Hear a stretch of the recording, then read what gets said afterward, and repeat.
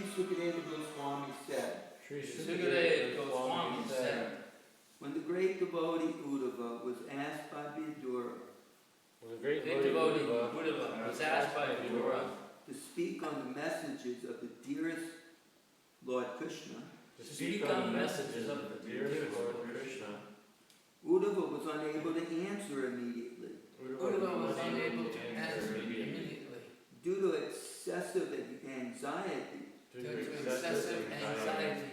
at the remembrance of the Lord. Okay, text number 2 is on the board. We'll repeat that. Yaha Pancha Hayano Matra Ya Pancha Hayano Matra Pratar Asaya Yachita Prata Asaya Yachitaha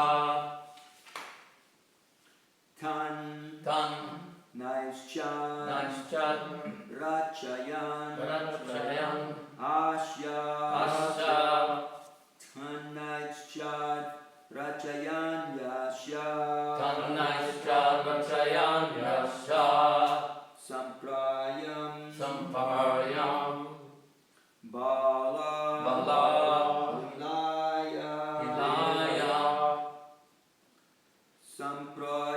Bala Lilaya Samprayam Bala Lilaya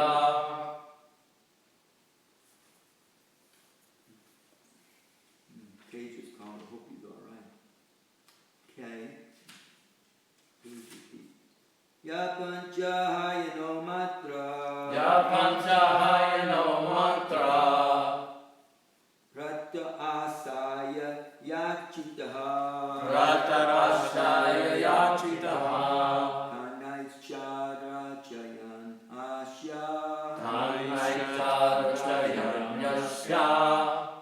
Saparyam Bala Lilaya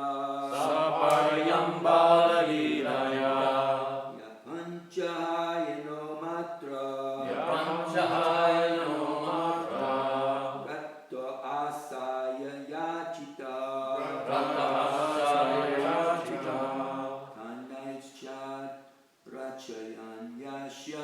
Kanais Chad Rachayan Yasya Saparyam Bala Lilaya Ya Pancha Hayano Matra Rata Asaya Yachita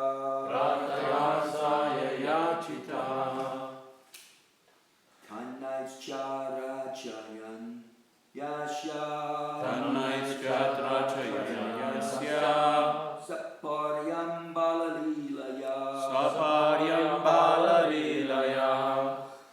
Ya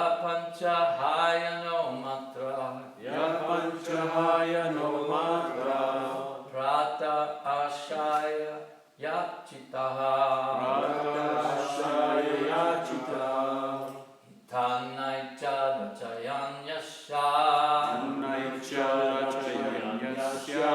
Sapayam Bala Vivaya Yah Panchahayano Matra Ratarashaya Yachitaha Tannaichat Achayan Yasya Sarpayam Balanililaya Someone else. Ya Panchahayano Matra Panchayano Matra Ratarasaya Yachita Radashaya Rachita Tannai Chadachayan Yasya Tanai Chara Chayan Yasya Saparyam Bala Lilaya Saparyam Bala Lilaya. Okay, word for word. Yaha One who Pancha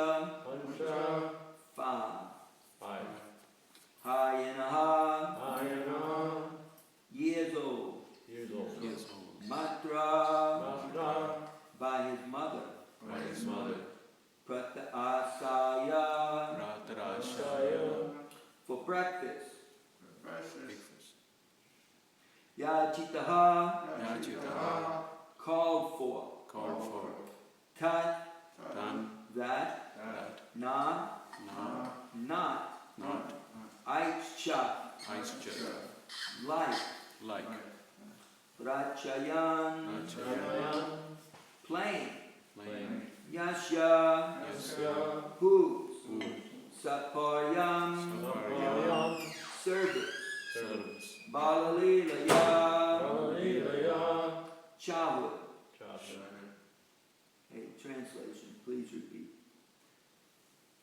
He was one He was one who even in his childhood, who, even in his childhood, at the age of 5 years, at the age of 5 years, was so absorbed in the service of Lord Krishna was so absorbed in the service of Lord Krishna that when he was called by his mother for morning breakfast, when he was called by his mother for morning breakfast, he did not wish to have it. he did not wish to have it. Srila Prabhupada's purport. From his very birth, Uddhava was a natural devotee of Lord Krishna, or a nitya siddha, a liberated soul. From natural instinct, he used to serve Lord Krishna, even in his childhood. He used to play with dolls in the form of Krishna. He would serve the dolls by dressing, feeding, and worshipping them. And thus, he was constantly absorbed in the play of transcendental realization. These are the signs of an eternally liberated soul. An eternally liberated soul is a devotee of the Lord who never forgets him.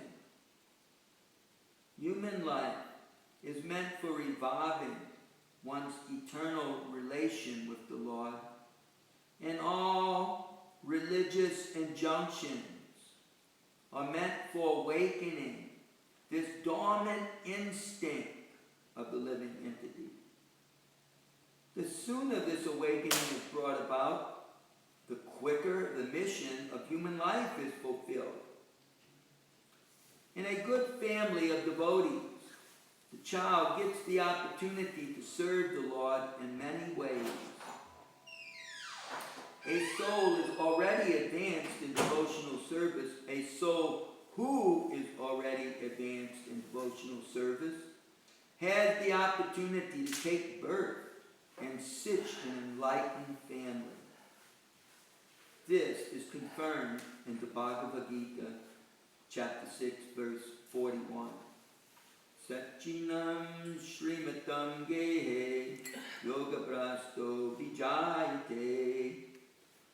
Even the fallen devotee gets the opportunity to take his birth in the family of a well-situated Brahmin, or in a rich, well-to-do, mercantile family. In both these families, there is a good opportunity to revive one's sense of God consciousness automatically, because practically in these families,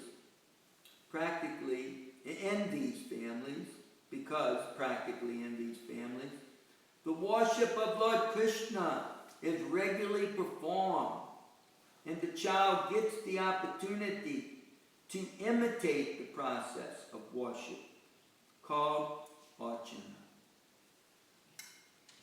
The Pancharatriki formula for training persons in devotional service is temple worship. Thereby, the neophytes get the opportunity to learn devotional service to the Lord. Maharaj Parikshit also used to play with Krishna dolls in his childhood. In India, the children in good families are given dolls of the Lord, like Rama and Krishna, and sometimes the demigods, or in his time, Lord Sringadev and Hanuman quite often. They did consider Hanuman like a demigod. so that they may develop the aptitude of service to the Lord. By the grace of the Lord, we were given the same opportunity, says Srila Prabhupada, by our parents. And the beginning of our life was based on this principle. Srila Prabhupada ki jai. Now offer my repeated obeisances unto the lotus feet of His divine grace, Srila Sri Bhaktivedanta Swami Srila Prabhupada, who has come to the Western world to deliver us all from ignorance, voidism, and impersonalism.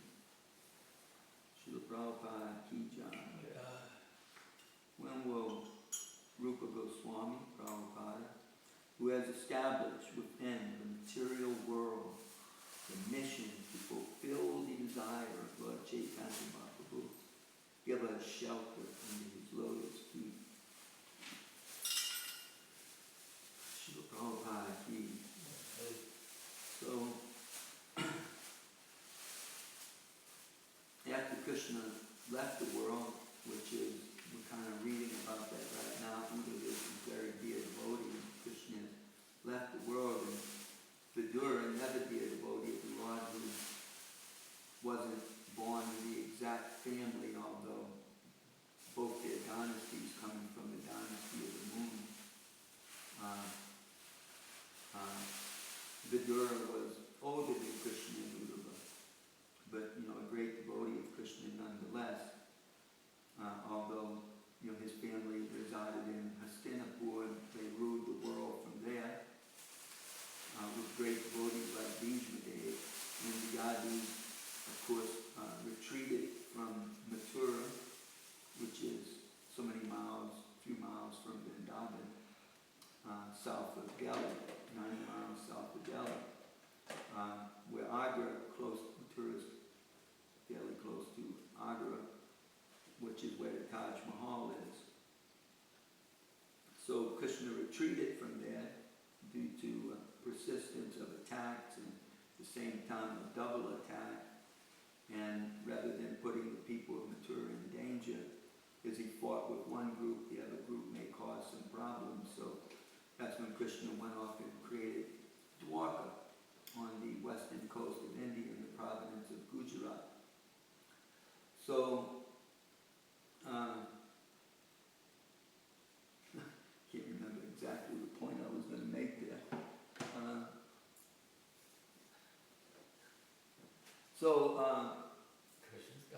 Krishna, the Supreme Personality of Godhead, he delivered the world from all the demons.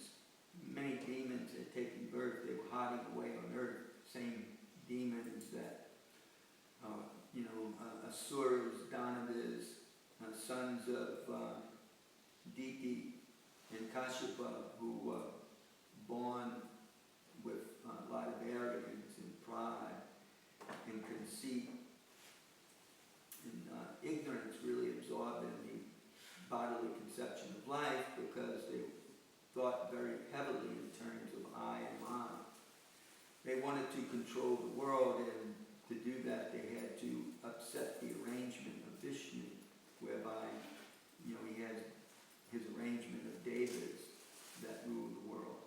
And these persons are cousins, but they had a different, somewhat different position. They were not the king, the celestial king, and they were not some of the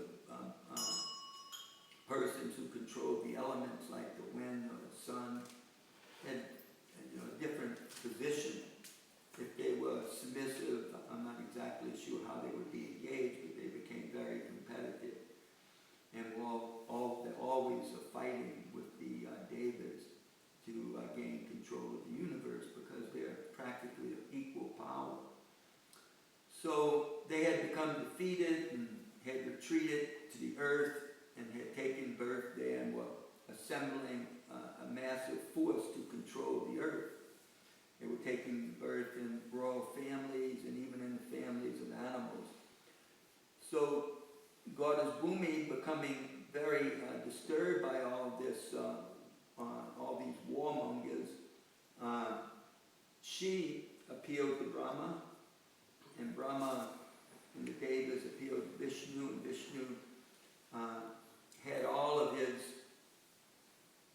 servants, the Davids, take birth on earth to assist him, and he also took birth.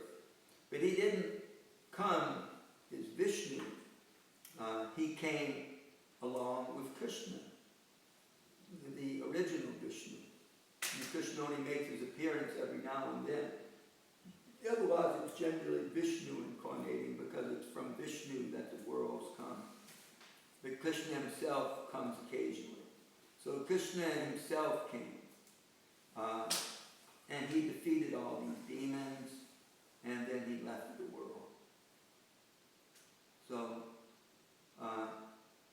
unfortunately, the times changed and Kali Yuga appeared, the age of darkness, whereby conditioned souls get to enjoy irreligious things that normally are not experienced in other ages, but somehow ever reside deep within the heart of a conditioned soul, a very conditioned soul, such as, the desire to quench one's thirst always with various intoxications and flavorful meats and drinks, while having the association of the opposite sex as much as one enjoys. And then to be able to do all sorts of things to earn wealth as soon as possible, by gambling, speculating. So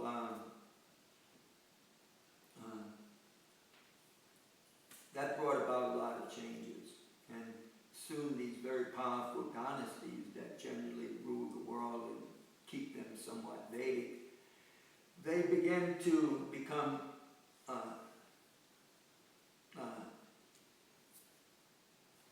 less powerful, for one thing.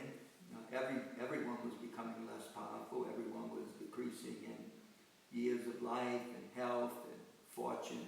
Everything was diminishing. The Kshatriya power was also diminishing. The Brahminical power was diminishing.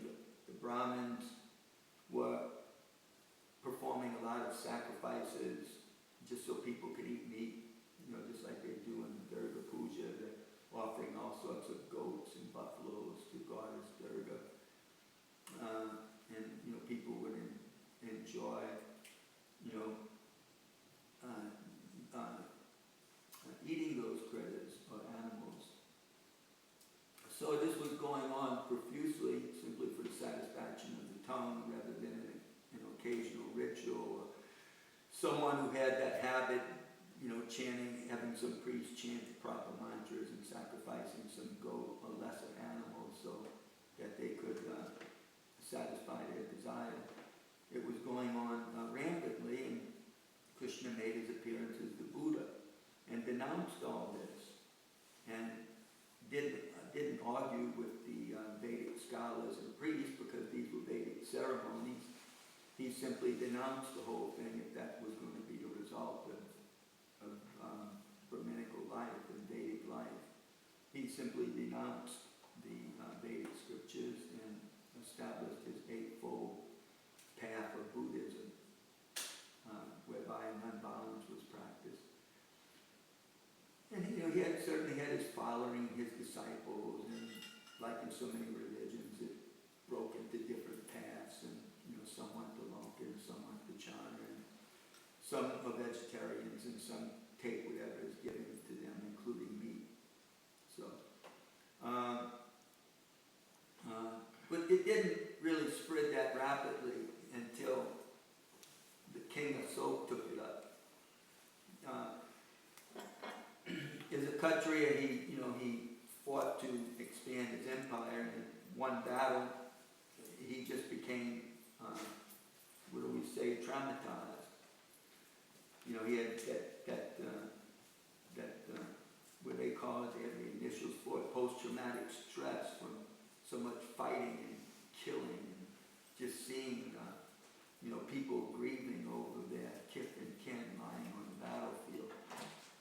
So he had a epiphany, whereby he felt that this was wrong, and he became moved by Buddha's teachings to practice non he made it more or less the state religion, and Buddhism spread all over India by the support of the state, and was very competitive with the traditional Vedic culture. So when the times changed in the Kali Yuga, because it was a special Kali Yuga, it wasn't time for Vedic culture to completely be disseminated. There was ever plans, and those plans involved Lord Chaitanya. So to pave the way for Lord Chaitanya, the Lord had to first establish the supremacy of the Veda as the foremost books of knowledge. So to do that, Lord Shiva made his appearance as Sankara and defeated the Buddhists, and the Buddhists went mainly into Mongolia, went to Mongolia, but they also primarily went across the Himalayas to Tibet and into China, even into Japan. But they were no longer a major philosophical force in India. Sankaracharya's view of Vedanta became prominent. And to counteract that, the Lord sent his servants, Ramanujacharya and Madhvacharya, and finally, Lord Chaitanya made his appearance in North India, Madhava, and Ramanuja appearing in South India. So, Chaitanya Mahaprabhu, taught love of God, love of Krishna. I don't want to go too much in depth because we have to end real soon. So, Chaitanya Mahaprabhu's mission was established in India. It diminished somewhat with the rise of the Mughal Empire becoming even more powerful, and then the British Raj defeating them, and Indian religion, so to speak, being basically just persecuted and shoved under the rug, and the native people being made feel bad about even practicing it, as though it was something that was subpar and simply for lack of words at this time, for like the Aborigines. So there, of course, became a revival, by the will of Providence.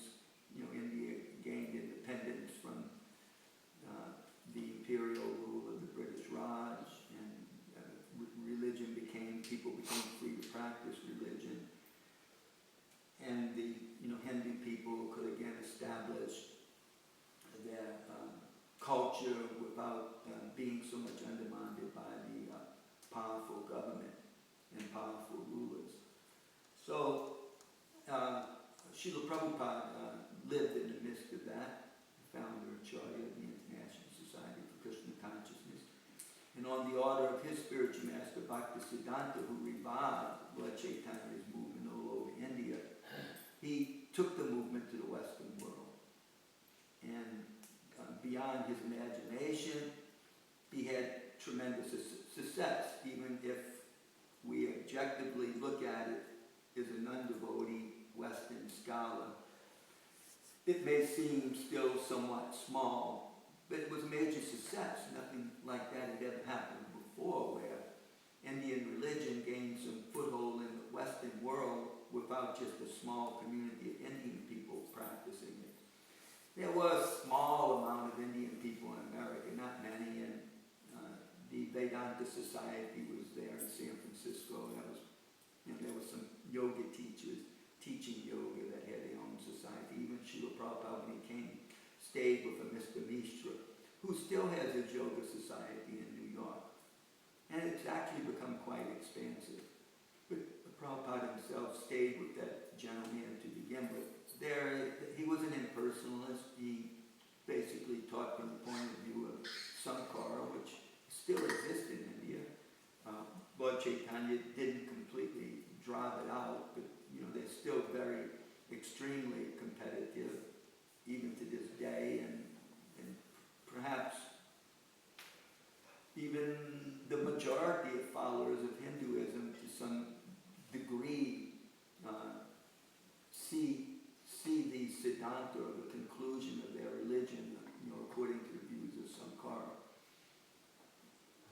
I don't know how many, maybe it's 40%, maybe it's 60%. Who knows? So anyhow, Srila Prabhupada began to create the International Society of Krishna Consciousness, but was not preaching to Indian people. There were a lot of Indian people in Britain because of it being a Commonwealth country. They could migrate without any difficulty between each other. So there was a large amount of Indian people becoming established in the former British Raj, especially in England, but not so much in America. They didn't really start coming in America until the same time Prabhupada came. Mid-60s a little bit, but then late 60s, and especially in the 70s and 80s and 90s with the expansion of the technological world. The American government they needed a lot of engineers, and India was producing computer engineers, so they were allowing these engineers to come. America needed more doctors as the population expanded, so they were allowing Indian people with medical doctor degrees, and they also needed more intellectuals in their universities, which were making a lot of money teaching foreigners, as well as American citizens. So they were allowing so many professors, people who had specialty, PhDs, to come, as well as wealthy people.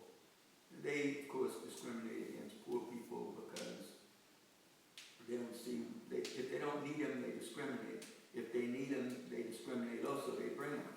So they would bring Sudra workers like welders quite often because there wasn't enough American welders.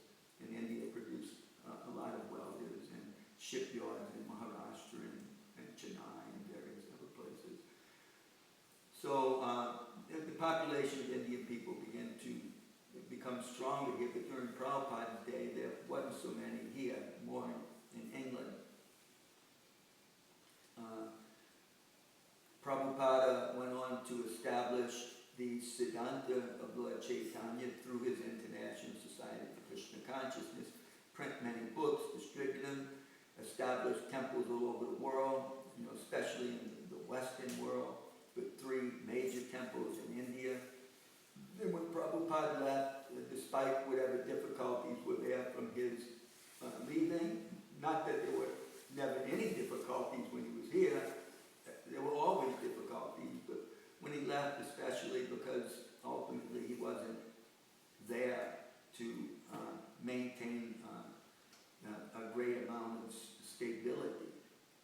So despite all that, the movement continued to spread by the sincere efforts of his disciples. Things got becoming accomplished, and the International Society of Krishna Consciousness became a major force in Indian religious circles in India, as well as in places where there are a lot of Indians, like South Africa, and other places like in Britain, and as well as in America. Although in America, it may be like that. It's just like in India, in one sense, there are also a lot of other different types of would commonly be understood as Hindu sects all over the country. But ISKCON remains a major force of specifically preaching the Siddhanta, or the philosophical conclusions of Vedic knowledge, is taught by Chaitanya Mahaprabhu. I originally wanted to speak about how he came down from his Goswami disciples who taught his deity worship, but I've run out of time. But that's what the verse was about, was basically teaching devotional service through deity worship, as well as through understanding the books and trying to teach those books to others. It's 2 branches of a railroad track, like a railroad track, that you need both of them. You can't just teach and not have a way of life to teach people. So that way of life is actually deity worship. It also includes things like cow protection and varnashram specifically, where people learn to perform their dharma to please God rather than just to please ourselves. So with that being said, it already being 7:15, if there's something real pertinent, somebody can ask it. Otherwise, it's really time to break now before. Katya didn't like me use the word rob, but before all the I think you said pilfer last time. Huh? You said pilfer last time. or pilfered, yeah, Yeah. she didn't like that word. She made it. I think it maybe made her feel like a